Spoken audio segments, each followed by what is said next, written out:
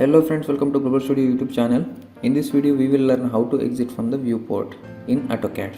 So without any delay, let's jump into the video.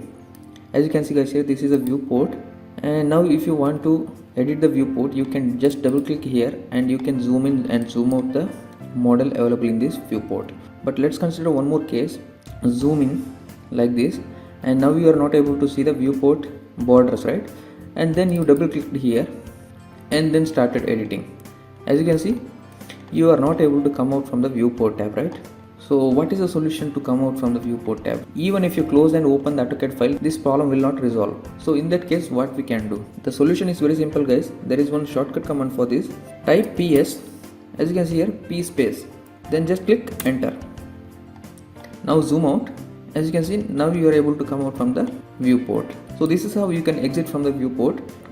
You can double click inside to edit the viewport and double click outside to exit from the viewport. And also you can exit this viewport using the PS command also.